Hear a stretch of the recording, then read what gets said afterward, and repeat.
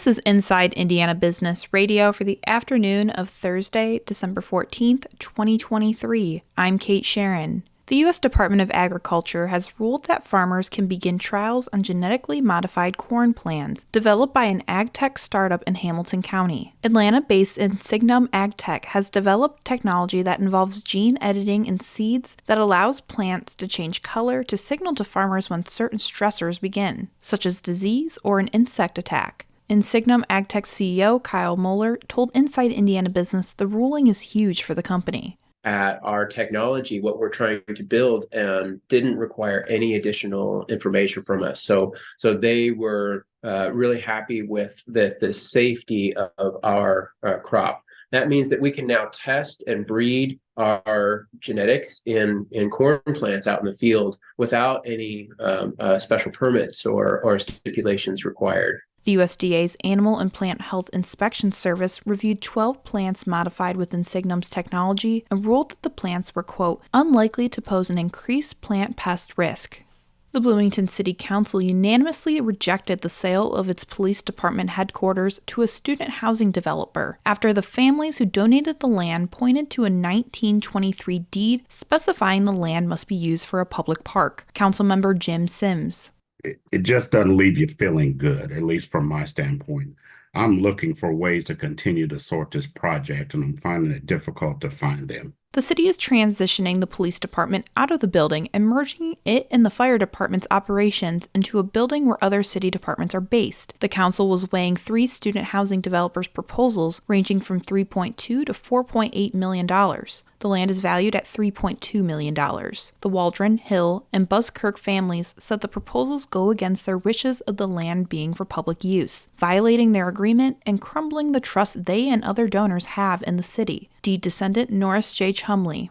The spirit of the donation of our ancestors to the city of Bloomington was for public use. And it is shocking, unnerving, and deeply upsetting to me personally, as a Buskirk and a Chumley, that it would be sold to a private capitalist for yet more student housing.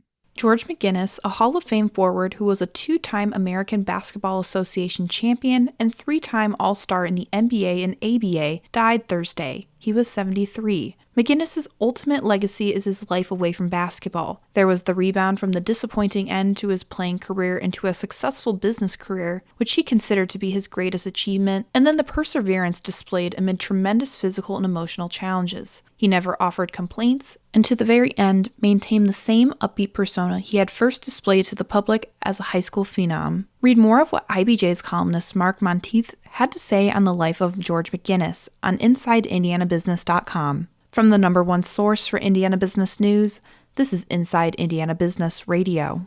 Whether it's a new hire or a noteworthy promotion, IIB's Bigwigs and New Gigs serves as a platform to promote your team. Our revamped offering includes being featured on both the newly redesigned newsletter and at InsideIndianaBusiness.com. Subscribers to the Business News subscription save $10 off every listing. Plus, you can save $100 by bundling your submission to IIB with the Indianapolis Business Journal or the Indiana Lawyer. More at InsideIndianaBusiness.com.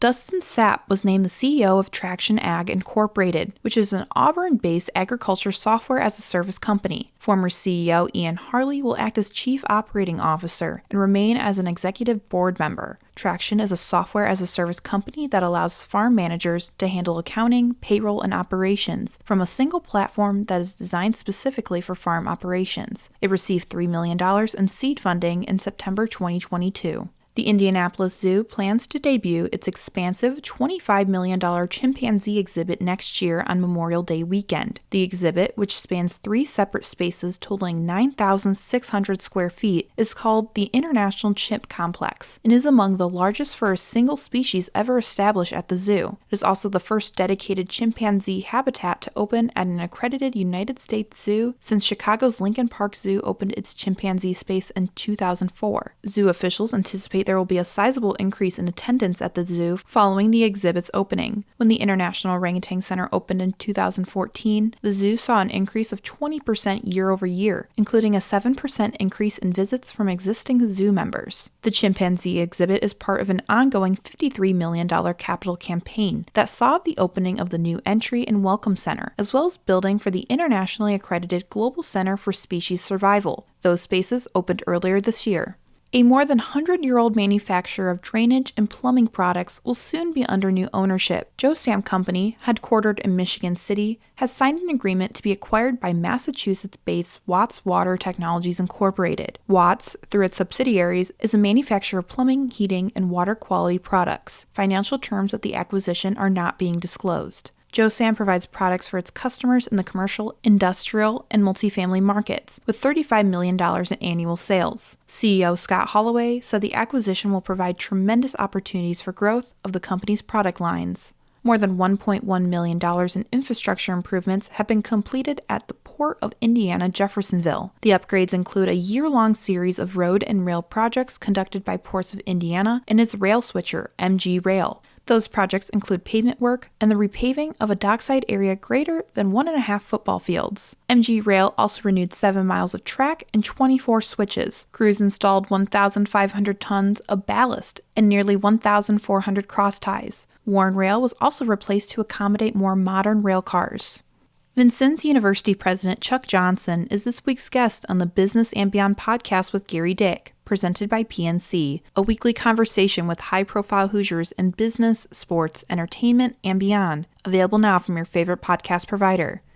I'm Kate Sharon for Inside Indiana Business, Radio on Demand.